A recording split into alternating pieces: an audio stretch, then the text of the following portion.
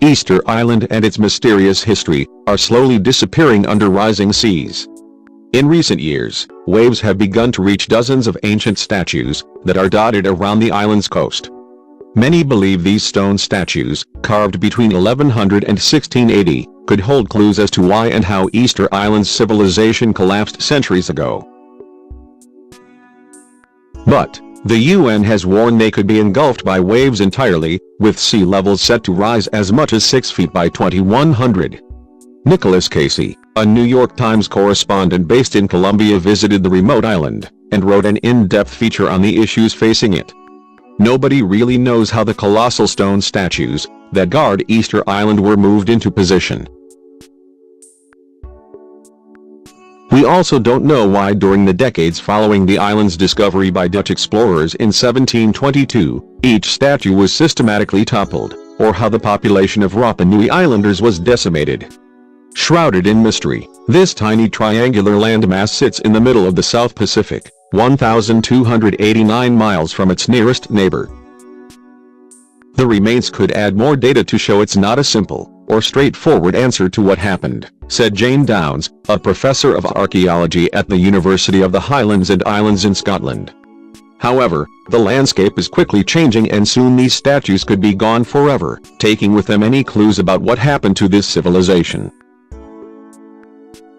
You feel an impotency in this, to not be able to protect the bones of your own ancestors, Camilo Rapu, the head of the indigenous organization that controls Rapa Nui National Park on the island, told Mr. Casey.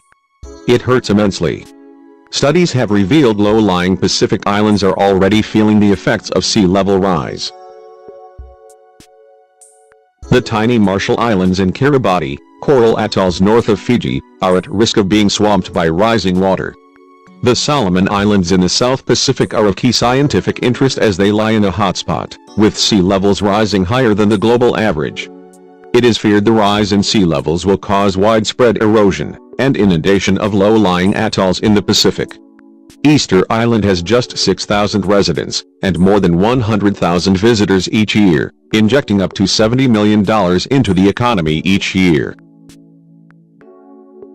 The 887 statues gaze inland across the island with an average height of 13 feet. Many of the most important statues are on the coast. 3 of the main ones, Tongariki, home to a line of monoliths, Anakina, the sandy beach, and Akahenga. The ancient platforms are at risk of being eroded by rising seas, scientists warn. I once swam in Ovaha Beach, and the sand seemed to go on for miles, said Pedro Pablo Edmonds, the Hangaroa mayor. Now, it's all stone. Islanders are testing a new seawall defense system near the Rungave sites, thanks to a $400,000 grant from the Japanese government.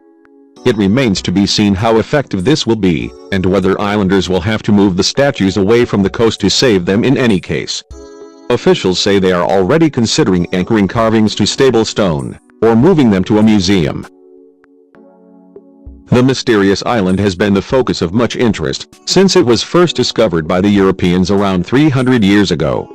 A study in 2017 found these first explorers who arrived at the island, known indigenously as Rapa Nui, in the 18th century brought South Americans with them. Researchers from UC Santa Cruz analyzed bone fragments from the ancient skeletal remains of 5 people, which were excavated in the 1980s and became part of the Kon-Tiki Museum's collection in Oslo.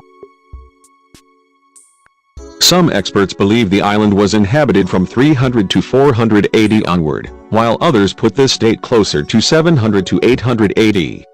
Ethnographers, including 20th-century Norwegian explorer Thor Heyerdahl, have noted the similarity between the Rapa Nui people and Native American tribes on the landmassed southern continent.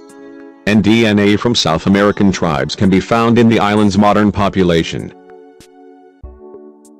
But, by comparing the 5 samples, the team now believes this was introduced with the arrival of Europeans on the island in 1722 AD. Dr. Lars Fahrenschmitz, associate professor of anthropology at the university, said, "We were really surprised we didn't find anything. There's a lot of evidence that seems plausible, so we were convinced we would find direct evidence of pre-European contact with South America, but it wasn't there." This study highlights the value of ancient DNA to test hypotheses about past population dynamics. We know the island's modern populations have some Native American ancestry, and now we know that early inhabitants did not. So the big questions remain: where and when did these groups interact to change the genetic signature of Easter Islanders? Exactly who the people were that originally traveled to the island, located nearly 1,300 miles from the nearest inhabited island and 2,200 miles from central Chile on the nearest continent of South America, remains a mystery. Slavery, whaling, mass deportations, and other activities that followed European contact gave rise to opportunities for intermixing that likely left the genetic imprint seen in islanders today.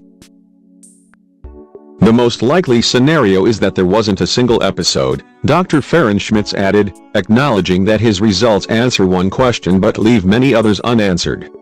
The story is simply more complicated than we expected.